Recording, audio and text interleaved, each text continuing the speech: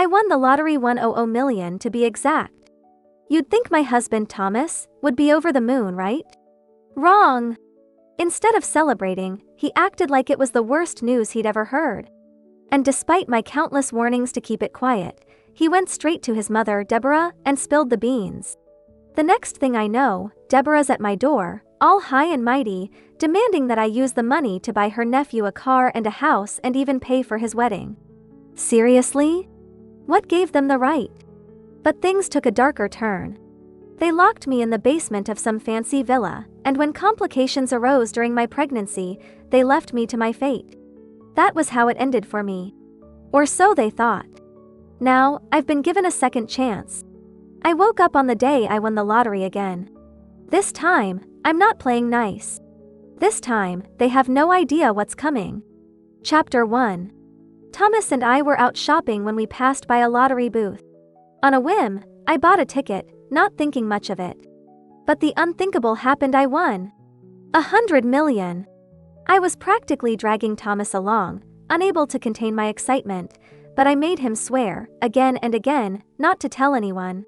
He nodded, looking serious, but no sooner had we gotten home than my phone rang. It was his mother, Deborah. Somehow, Thomas had already spilled the beans. Deborah wasted no time, demanding I use the money to help her sister's son get married. A house, a car, the whole package. I didn't even hesitate. I hung up on her. But that was just the beginning. Thomas didn't stand by me. Instead, he sided with them, and soon enough, I found myself locked in the basement of the villa. They mistreated me every single day.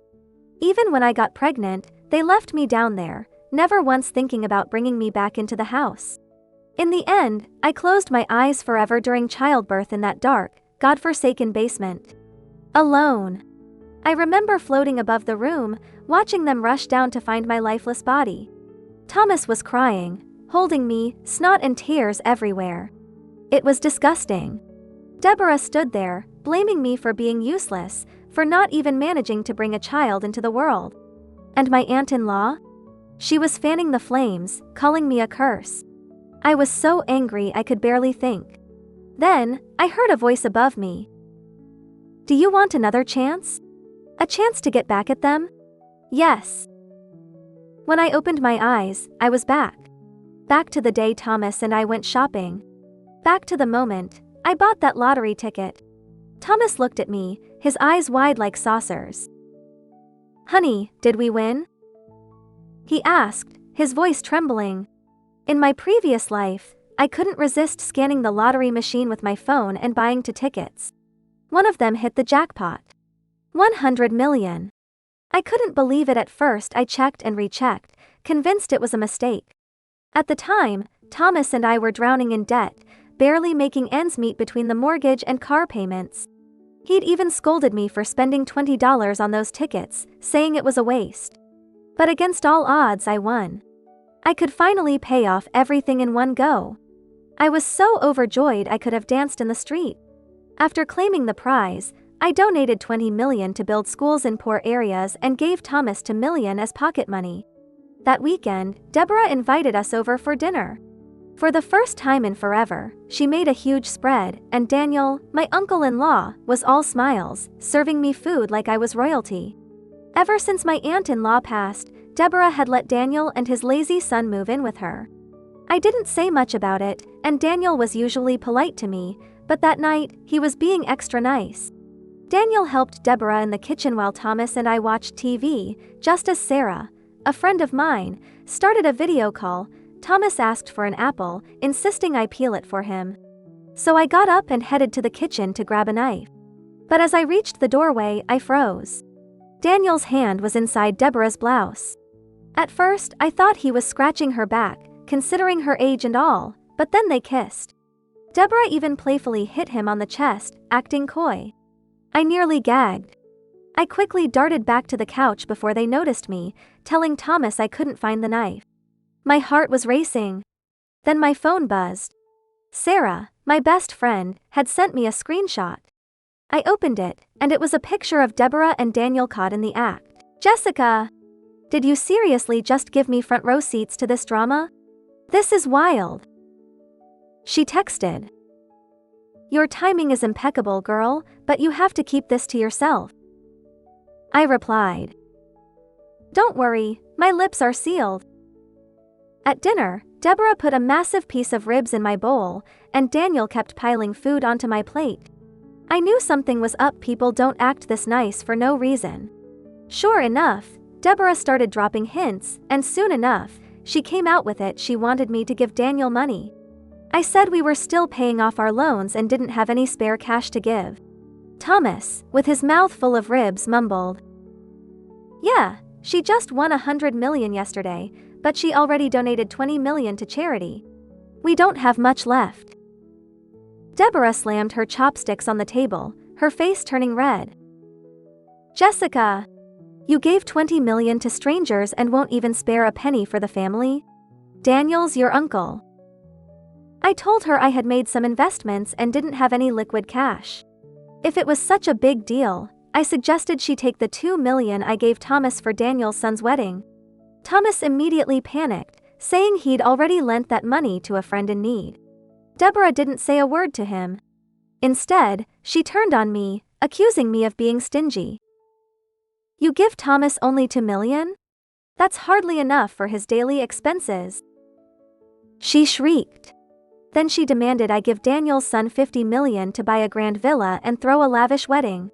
I could see the greed in her eyes. I didn't bother arguing. I just left. That night, I packed my bags, planning to quit my job and travel the world. I wanted to leave all this behind, leave them behind. But I never made it out the door. In the end, Daniel's son got his mansion and his wedding. Thomas remarried a young supermodel less than a week after my funeral. Deborah lived like a queen, with maids attending to her every need around the clock. And me? I met my end in that dark basement, my body swollen with pregnancy. Thomas, always eager to twist the knife, told me Sarah had passed away from liver cancer, thinking it would break me even more. They celebrated above me as I took my last breath. No one knew. No one cared. But my soul didn't rest. I lingered in that villa, my resentment growing with each passing day. And because of that, I saw things I hadn't known when I was alive. Deborah and Daniel's affair, for one. The sight of them together made me, even as a ghost, want to vomit. The things they did were beyond disgusting. Maybe my hatred was so strong that it caught the attention of the heavens because I was given another chance. I woke up on the day I won the lottery. This time, I'll make sure they all pay. Chapter 2. Thomas came over, holding his losing lottery ticket, a frown tugging at the corners of his mouth. I casually slipped my winning ticket into my pocket and shrugged, trying to sound indifferent. Come on, like I'd ever get that lucky. He stopped, narrowing his eyes at me. Are you sure, honey? You didn't win anything? I kept walking toward the clothing store, flashing him a soft smile. Nope, nothing. That's weird. You always show me your ticket, but this time, you just threw it away? He said, his suspicion growing. In my last life, this moment played out exactly the same. I remembered how, after realizing I had won $100 million, I lied and told him I'd tossed the ticket in the trash. Back then, Thomas didn't even hesitate. He stuck his hand right into the garbage, rummaging through it like it was no big deal. Standing behind him, I had laughed so hard I could barely breathe, waving the winning ticket in the air like a prize. He had looked up from the trash can, grinning like a fool. So, how much? A few thousand? I had shaken my head, teasing him. Then he rushed over, grabbed the ticket from my hand, and his reaction was priceless. He jumped up and down like a kid on Christmas morning. His excitement was so over the top, even more than mine. But then something strange happened. His expression shifted. His eyes darkened. Wait, how did you win? You never win. I'm always the lucky one. I should have picked that ticket. Didn't you pick your ticket first? I had asked, confused.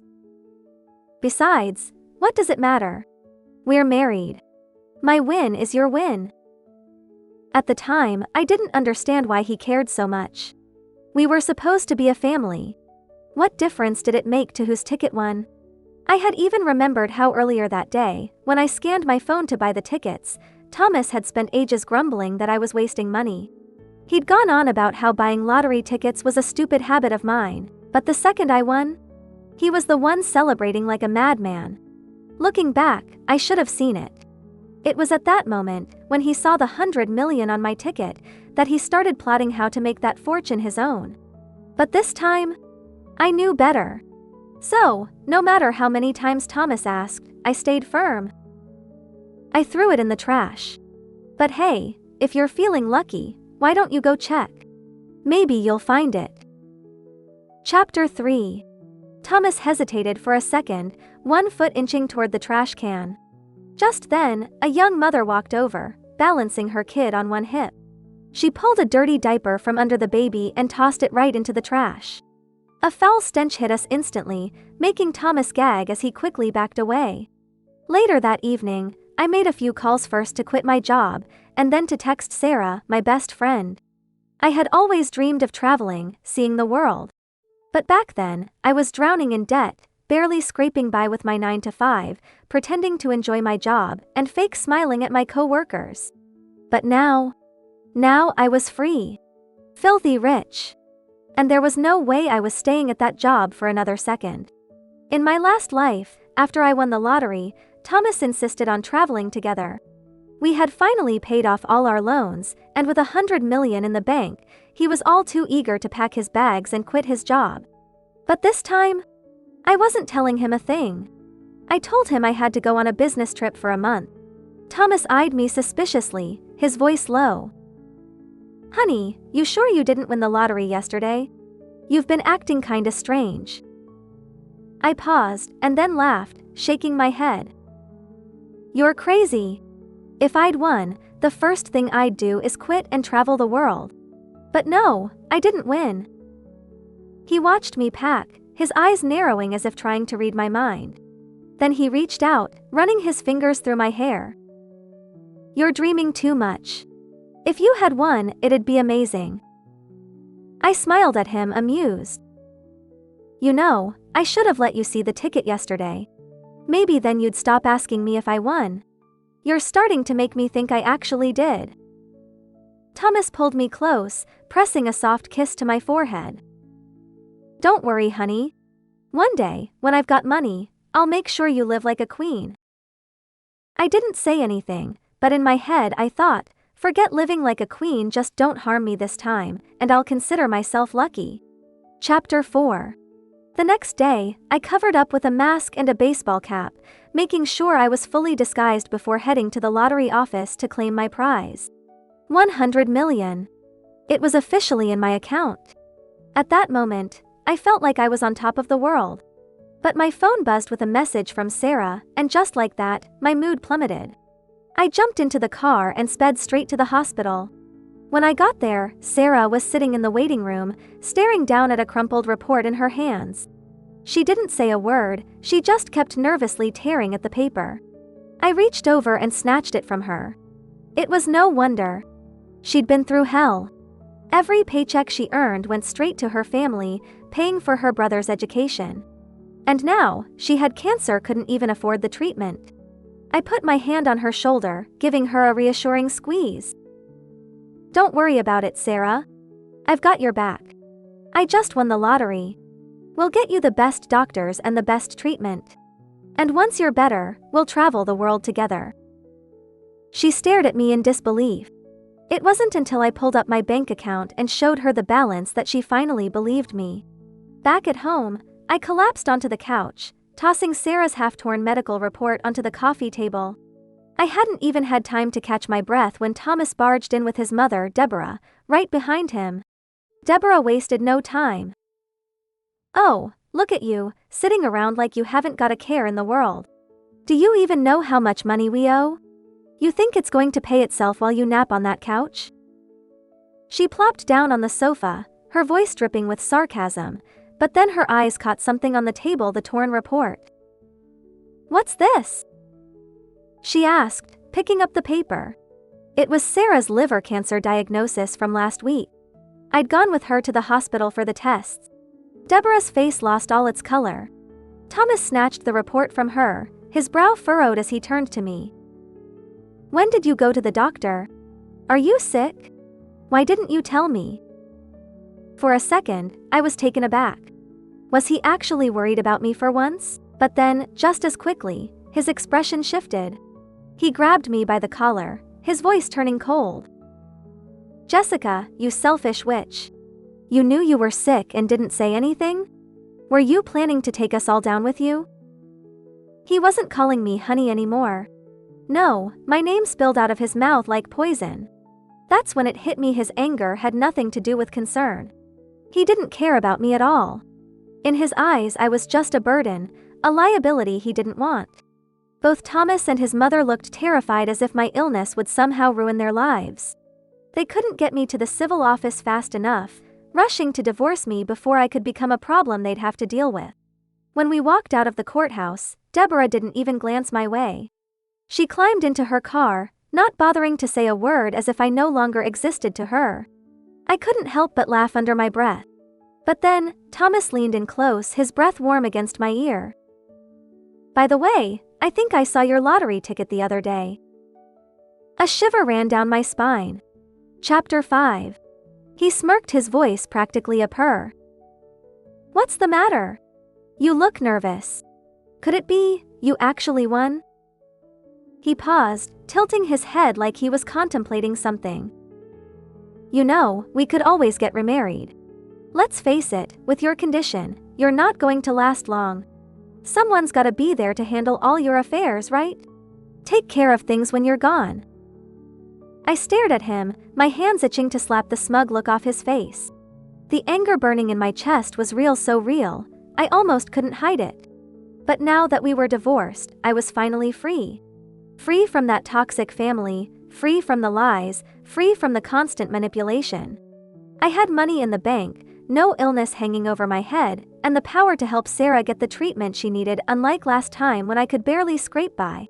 A sharp pain twisted in my lower abdomen, a phantom reminder of the agony I'd endured in my past life. The memories of that pain washed over me, but instead of breaking me, it fueled a fire inside. I'd suffered enough. But before I moved on, I had unfinished business with Thomas and his family. They'd feel every ounce of the pain they caused me. Instead of lashing out, I took a deep breath and stepped closer to him, my voice soft and sweet, almost dripping with affection. Thomas, darling, we're family. Do you really think I'd win the lottery and keep it from you? I smiled, my eyes glinting with something far more sinister. Unlike some people who've cut ties, I still care about you. Even though we're divorced, I can't just leave you behind. After all, you're the only outsider left in that house.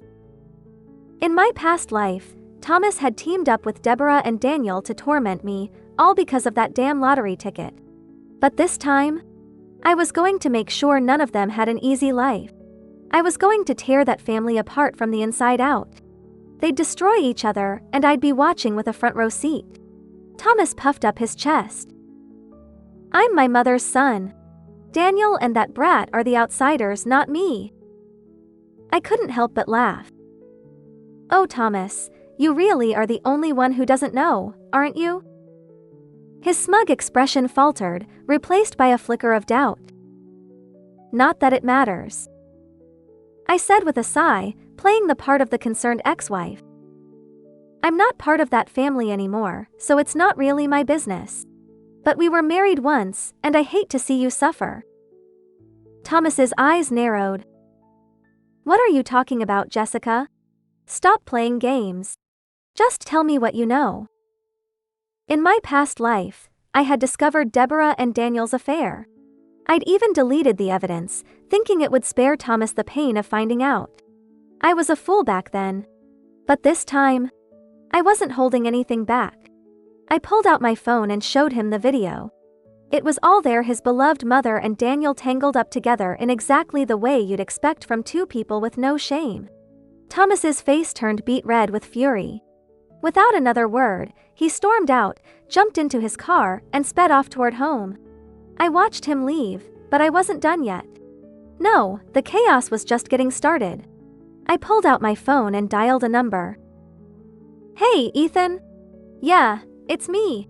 I just got divorced from Thomas, and as soon as we walked out of the courthouse, he started ranting about how your dad's a bastard. He jumped in his car and took off like a bat out of hell. I'd get home if I were you. Looks like he's on his way to do something stupid. 6. I wasn't about to miss the fireworks, so I followed close behind. After all, what's a good show without the star witness? As I reached the courtyard, I noticed a group of neighbors lounging around and gossiping as usual. Feigning urgency, I sped past them, looking as panicked as I could manage. Naturally, that got their attention. No way would they pass up the chance to dig into someone else's business. Sure enough, one of the old busybodies grabbed my arm. Jessica! What on earth's going on with your family? Why are you in such a rush? Thomas just ran by, and he looked furious. Did something happen? Normally, I would have brushed them off and kept it all locked tight. But today, I was in the mood for a little fun. I sighed dramatically, making sure my voice trembled just enough. Oh, you don't even want to know. If I don't get back up there soon, someone's going to end up hurt. That was all it took. As I hurried upstairs, the nosiest of the bunch trailed after me like a pack of detectives, eager to see the scandal unfold. By the time we reached Deborah's apartment, the sound of smashing glass echoed through the hallway. Thomas's voice followed, thick with rage. You shameless piece of trash. Broad daylight, and you didn't even bother to close the curtains? You two disgust me. I could hear Deborah scrambling to defend herself, her voice shaky. Thomas, I swear, this is the first time. It'll never happen again. Thomas let out a bitter laugh. Oh, yeah? You two are perfect for each other. Both crawling in the gutter, filthy as hell. Right then, Ethan, their son, slipped past us and barged into the apartment. Dad, Aunt Deborah. His voice trailed off as he took in the scene.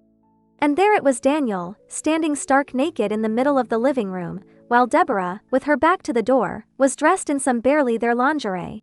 The kind of thing that would make most people blush. The crowd behind me had grown, and the whispers were already starting to fly. Is that Thomas's mother with Daniel? God, look at what she's wearing. I knew something was off. Why else would she take her brother-in-law in after her sister passed away? Exactly. You don't bend over backward for someone like that unless there's more going on behind closed doors. The murmurs only seemed to fuel Thomas's fury. He wasn't holding back now. So that's why you've been so obsessed with Jessica's lottery win, huh? So you could get Ethan a house and a wife? I should have known something was off. You've been treating him like more than just a nephew. Turns out he's your bastard, isn't he? Deborah's face twisted in anger. Thomas, I've had just about enough of you. Ethan didn't waste any time. He dropped his bag and lunged at Thomas, landing a solid kick to his side. For someone who usually seemed so mild-mannered, Ethan sure knew how to throw a punch when it counted. He didn't hold back. Thomas staggered, collapsing to the floor, groaning. But Deborah wasn't about to come to his rescue. She was too busy spitting at him, along with Daniel, both of them kicking him while he was down literally. Deborah even crouched beside him, her voice dripping with venom as she leaned in close. Your aunt may have gotten him first, but Daniel's been mine for years. She couldn't give him a kid, but I did. Ethan's my son, and from now on, he's the only one I'll ever care about. Thomas looked like he might break for a second, but if there was one thing he could do, it was fight back. He clawed his way to his feet, throwing punches at anyone within reach, tearing at clothes, hair, anything. The living room turned into a full-blown brawl. Daniel, not one to be outdone, stormed into the kitchen and came back with a meat cleaver, swinging it wildly at Thomas. The crowd at the door gasped, stumbling back in fright as the situation spiraled out of control. I, on the other hand, took a step back, slipping out of the building unnoticed. Once I was clear of the madness, I pulled out my phone and calmly dialed the police. Chapter 7. Half an hour later, Ying Ming was taken away by an ambulance, and the remaining 3 were escorted to the police station. The neighbors continued their lively gossip. Poor Ying Ming, stuck with a shameless mom. People can be so deceitful. Stealing her sister's husband. Some people just like this kind of thing. Maybe his sister was driven to death by this. The neighbors were spot on. Within a week, Ying Ming sued his mother and her lover. Needing money for the lawsuit and to pay off loans, he came to me for help. I was at the hospital with my best friend, and when Ying Ming arrived, we switched clothes. She went outside while I stayed in the room. I applied more foundation to my lips, looking pale and weak. He saw me and immediately asked for money. I didn't flatly refuse. After all, we were once married. In his time of need, I felt I should extend a hand. But it could either be to pull him up or push him down. I subtly suggested. When your father was alive, things were good. Now that he's gone, your mother is out of control.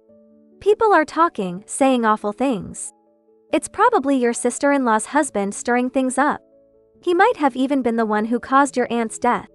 If you're determined to sue, you need to go all the way. Even if you don't have money, you can borrow from loan sharks. Once they're sentenced to death, your mother's villa will be yours.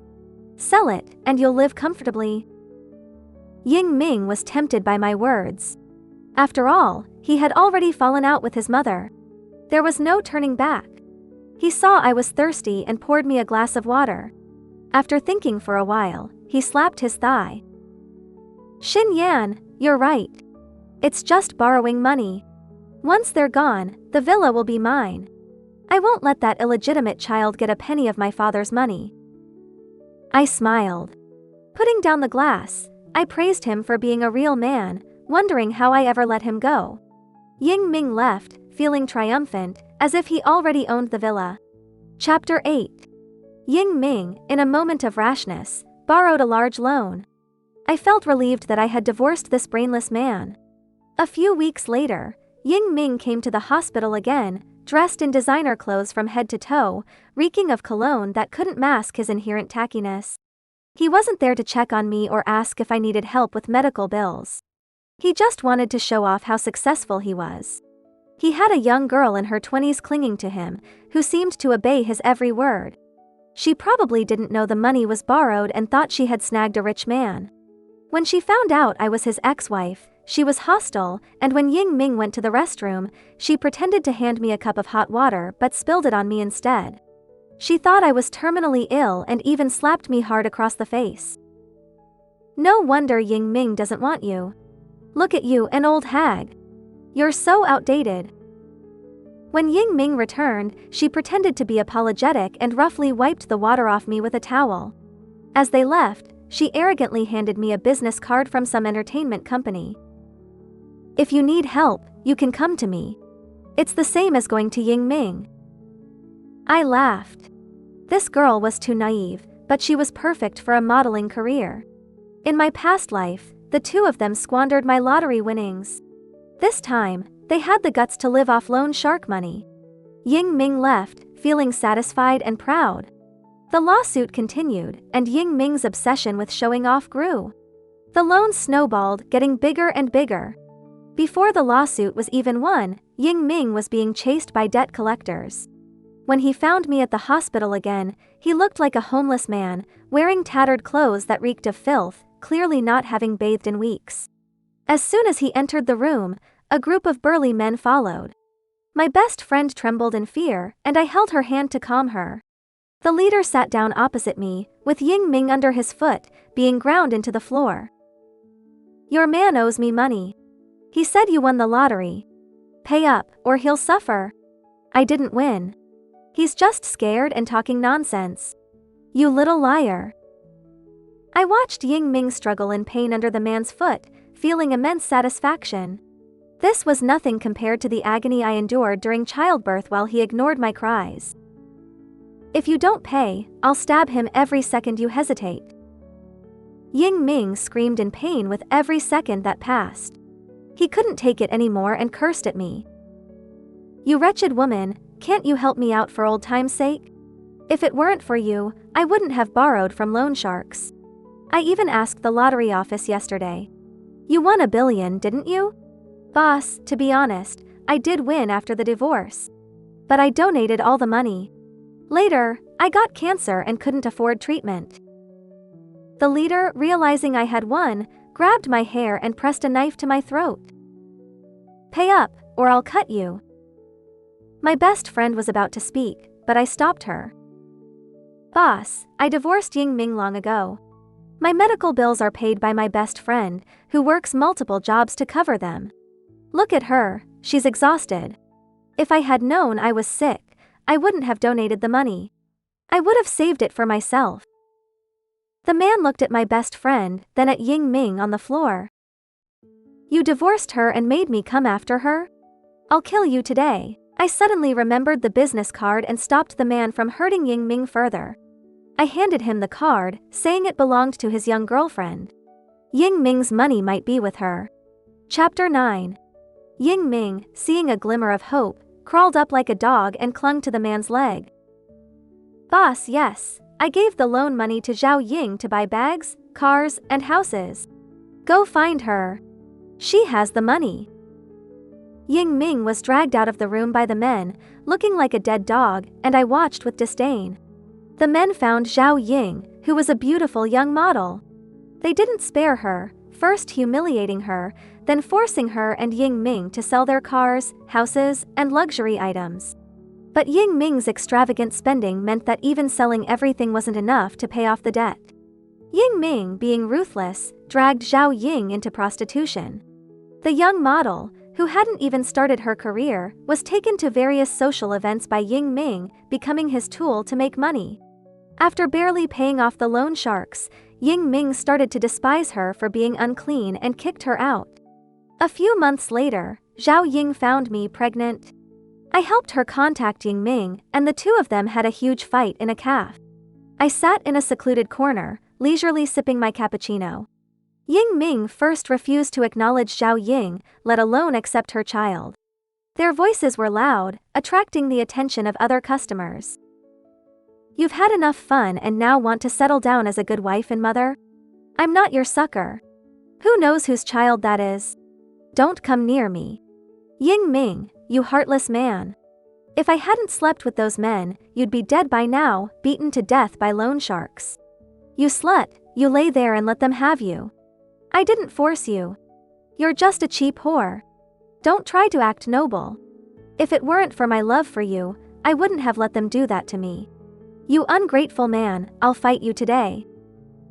Zhao Ying grabbed a cup of hot coffee from the table and threw it in Ying Ming's face. The onlookers cheered, shouting, "Serves you right, scumbag.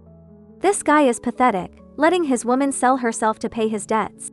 Neither of them deserves sympathy. One's willing to hit, the other's willing to take it." Zhao Ying, hearing people criticize her, angrily shouted, "You say this child isn't yours? Well, let me tell you, it is yours. Ying Ming, don't forget, you were the only one who didn't use protection." The crowd gasped. Ying Ming, enraged, kicked Zhao Ying in the stomach, and she fell to the ground. I put down my coffee and stood up. Through the crowd, I saw a red liquid seeping from Zhao Ying's lower body. Oh no, she's having a miscarriage. A kind person called 911, and I sent a congratulatory message to my former mother-in-law. Congratulations, Mom, you're about to have a big, healthy grandson. I also sent her the hospital address where Ying Ming was taken. Chapter 10. The onlookers were furious, posting videos and photos online. The spread of information has its downsides. In the past, bad news traveled fast. Now, it travels worldwide. Everyone knew about this incident. The comment sections were flooded with angry messages. What a scumbag. How can anyone want this rotten cucumber? I'm a good guy and still single. That woman is just stupid, sleeping with him and now being rejected. The important part is, the child is his. She said he was the only one who didn't use protection. It's a good thing the child didn't survive. Imagine having such parents. The internet was filled with outrage. Ying Ming couldn't hide this time, and Zhao Ying's dream of becoming a star was shattered. Her past was dug up, turning her from a victim to a gold digger. My mother-in-law rushed to the hospital, and I joined the crowd to watch the show. When she arrived, expecting to welcome her grandson, she found out the child had died. She angrily punched Ying Ming. Ying Ming didn't hold back, pushing his mother to the ground. "You old hag, why do you care? From the moment you climbed into your sister's husband's bed, you stopped being my mother." Reporters swarmed in, cameras flashing. Mother and son at odds. Mother has an affair with her sister's husband. Shocking! They were too busy arguing to notice the live broadcast. My sister-in-law's husband pulled my mother-in-law away. "Let's go home. Everyone's watching." Ying Ming didn't miss the opportunity, dragging my sister-in-law's husband to the camera. "Look, everyone, this is my sister-in-law's husband. This is my mother. They were together before my aunt died." Fruit arrived just in time, and Ying Ming, enraged, pointed at him. "This is Fruit, now a teacher. Do you know who he is? He's my mother and my sister-in-law's husband's illegitimate child." Fruit didn't hold back, punching Ying Ming. All the cameras focused on them, and Fruit, losing control, pulled out a knife from his bag and stabbed Ying Ming in the heart. Chapter 11. The scene was chaotic. Everyone started calling the police, but the lines were jammed. I watched as Ying Ming slowly lost consciousness. My mother-in-law didn't care about Ying Ming's condition, hugging Fruit. "Child, you've done something foolish." My sister-in-law's husband went mad, grabbing the knife from Fruit and shouting at the cameras. "I killed Ying Ming. Film me. I killed him." Ying Ming was taken to the emergency room but lost his life within minutes. Zhao Ying, in the operating room, was in critical condition due to excessive bleeding. Outside, chaos reigned, and the doctors couldn't find any family members to sign the consent forms, so they called Zhao Ying's parents. 40 minutes later, Zhao Ying's parents arrived at the hospital. The operating room door opened, and Zhao Ying was covered with a white sheet. Her mother fainted and was taken to the emergency room. My sister-in-law's husband, Fruit, and my mother-in-law were all taken to jail. I followed to give my statement. The three of them, truly in love, all claimed responsibility for the murder. The police were exasperated, telling them, "Calm down. Don't worry. The prison is big enough for all of you." The three of them were stunned. Fruit is charged with intentional homicide and sentenced to life imprisonment. My sister-in-law's husband and my mother-in-law are charged with intentional homicide and insurance fraud, sentenced to death. I walked out of the police station, breathing in the fragrant air. The sun was shining and the world was beautiful. I received a message on my phone. "Xin Yan, I'm being discharged tomorrow. Let's travel the world." "Sure, let's travel the world." I took a deep breath. I didn't die in that dark basement, I didn't have a terrible family, and I didn't have a cruel husband. My best friend was free from her illness.